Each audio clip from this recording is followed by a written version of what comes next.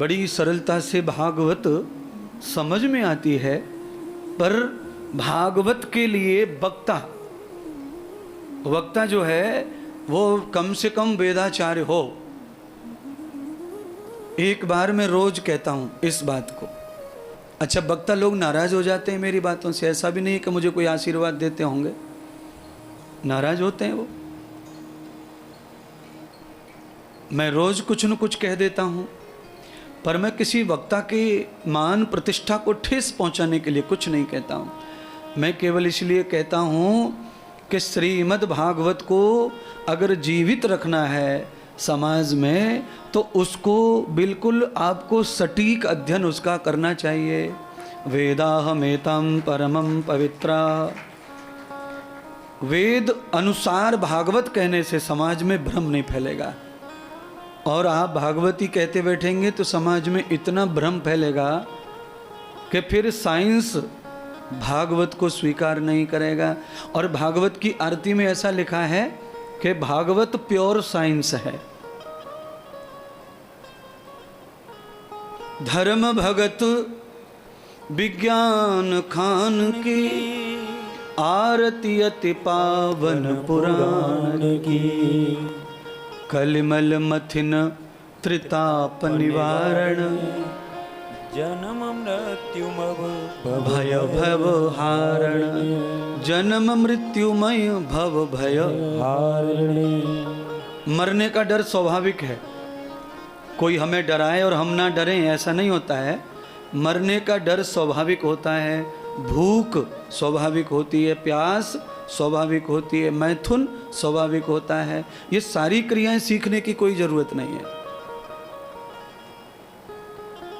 ये स्वाभाविक है, सब शरीरों में समान है।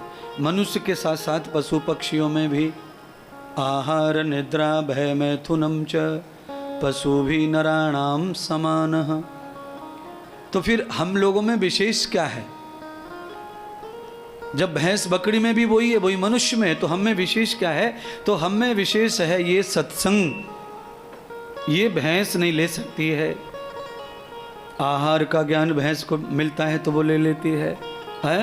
आप कभी देखना भैंस के सामने आप टोकनी लेके आ जाओ, भैंस टोकनी में मुंह डालती हुई आपके साथ साथ चलना शुरू कर देगी।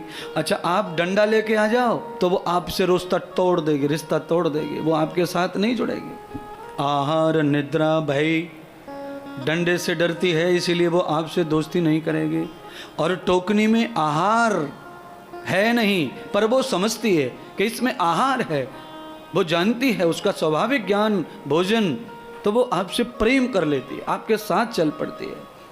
चालाक लोग ऐसा ही करते हैं, हरियाली दिखाते हैं और लेके जाते हैं, क्योंकि आहार का ज्ञान तो पशु को है, पर कल्याण का ज्ञान पशु को नहीं है। अच्छा, पशु ये नहीं जानता कि उसका पैर गोबर में सन गया, कीचड़ में सन गया है, ये मनुष्य जानता है, पशु ये नहीं जानता है।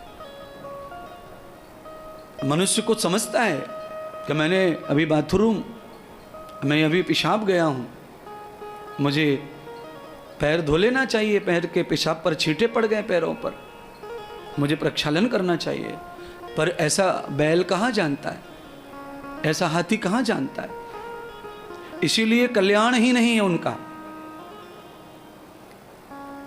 अब इतनी सारी बात कहकर मैं बताना चाहता हूं कि हम सब लोग सब इतने ज़्यादा सौभाग्यशाली हैं कि हमें कल्याण करने वाला शरीर प्राप्त हुआ है। यद ब्रह्मचेष्टा मनुर्भवता यथा पुरुषः यावतं लक्षणं कृतं भूयान्त द्वितीययुक्त मूलम उद्वेजता द्वयजताम द्विजितो भूताः संस्कारः।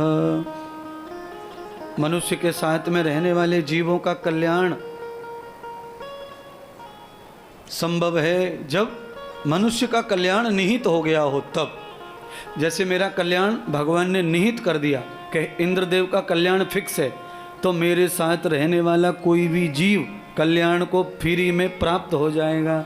पर मेरा कल्याण ही फिक्स नहीं है, तो मैं कैसे कहूँगा कि तेरा हो जाएगा, तेरा हो जाएगा? नहीं होगा, ऐसे संभव नहीं है।